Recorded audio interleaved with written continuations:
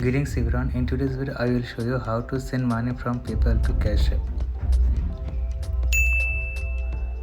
So first you want to open up the PayPal app.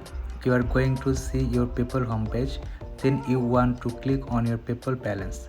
It should be located right here. From here you want to go to where it says transfer and then click on where it says transfer to bank. And you are going to need a bank account set up to your PayPal account in order for this to work. But if you go ahead and transfer fund to your bank account after you link your bank to your PayPal account, what you can do is then open up your Cash App and then you go to bottom left where you see your money icon.